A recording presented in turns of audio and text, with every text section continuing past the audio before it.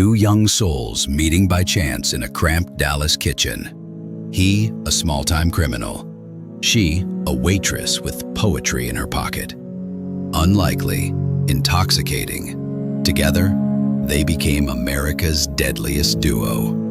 This is the story of Bonnie Parker and Clyde Barrow, and the brutal legend they left behind.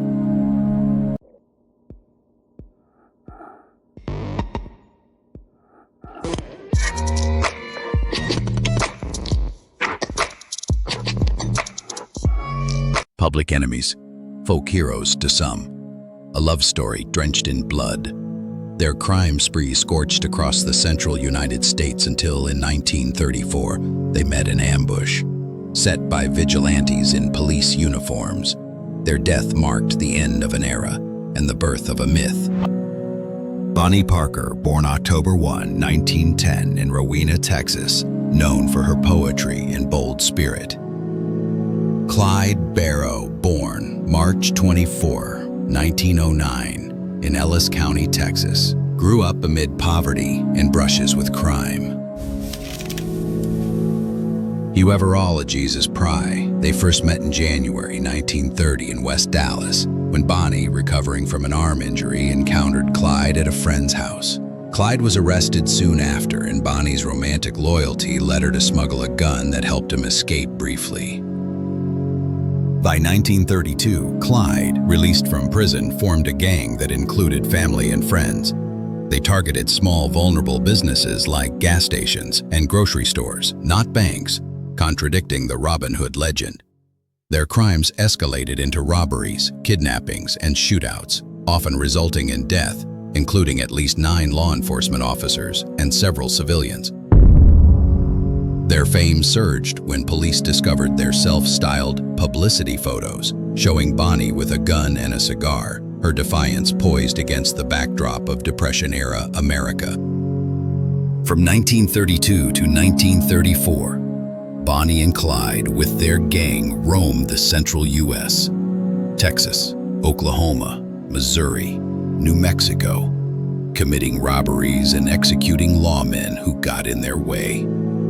Notable incidents include robbery in Okabena, Minnesota, where the gang shot through the town as they escaped with $2,500. Frequent hideouts in tourist courts, such as the Red Crown Tourist Court in Arkansas, as Bonnie recovered from injuries.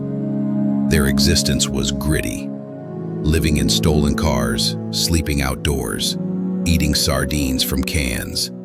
Hunger often exposed them, like the time Blanche Barrow's fried chicken order sparked a deadly shootout. Food and wine. Survivors like Blanche, Clyde's brother's wife, who traveled with them briefly, attested that Bonnie never fired a gun during shootouts. She mostly reloaded and provided moral support. Law enforcement was fragmented. State lines obstructed coordination. The FBI couldn't intervene until later. Meanwhile, Clyde stole superior weapons from armories and outran rural officers. Enter Texas Ranger Frank Hamer, a lawman renowned for his tracking and marksmanship. He formed a covert posse that would eventually ambush Bonnie and Clyde. On May 23, 1934, near Sales, Louisiana, the couple approached a roadside ambush. In a hail of over 130 shots, both were killed instantly. Clyde with 17 bullet wounds, Bonnie with 26.